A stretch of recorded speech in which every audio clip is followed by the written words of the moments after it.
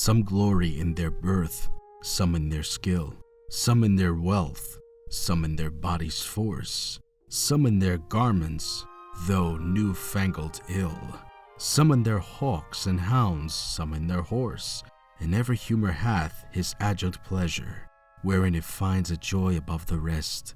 But these particulars are not my measure, all these I better in one general best. Thy love is better than high birth to me, richer than wealth, prouder than garments cost, of more delight than hawks or horses be, and having thee of all men's pride I boast, wretched in this alone, that thou mayest take all this away, and me most wretched make. But do thy worst to steal thyself away, for term of life thou art assured mine, and life no longer than thy love will stay, for it depends upon that love of thine. Then need I not to fear the worst of wrongs, when in the least of them my life hath end. I see a better state to me belongs, than that which on thy humor doth depend. Thou canst not vex me with inconsistent mind, since that my life on thy revolt doth lie. Oh, what a happy title do I find, happy to have thy love, happy to die. But what's so blessed fair that fears no blot? Thou mayest be false, and yet I know it not. So shall I live, supposing thou art true. Like a deceived husband, so love's face may still seem love to me, though altered new. Thy looks with me, thy heart in other place, for there can live no hatred in thy eye.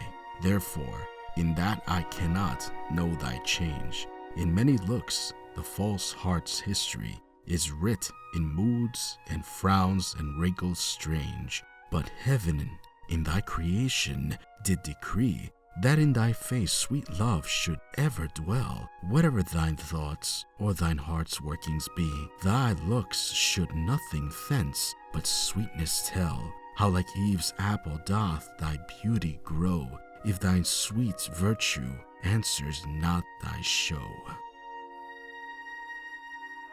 They that have power to hurt and will do none, that do not do the thing they most do show, who, moving others, are themselves as stone, unmoved, cold, and to temptation slow. They rightfully do inherit heaven's graces, and husband's nature riches from expense.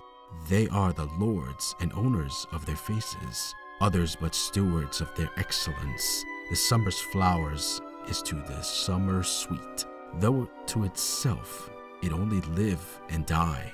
But if that flower with base infection meet, the basest weed outbraves his dignity, for sweetest things turn sourest by their deeds. Lilies that fester smell far worse than weeds.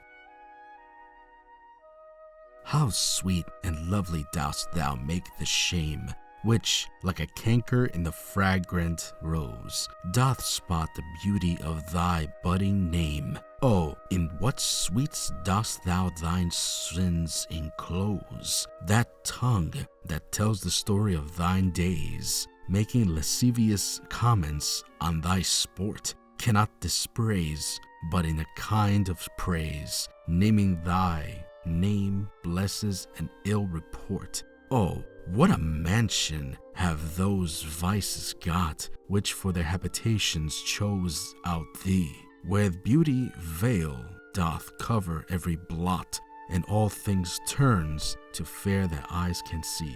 Take heed, dear heart, of this large privilege. The hardest knife I'll use doth lose his edge.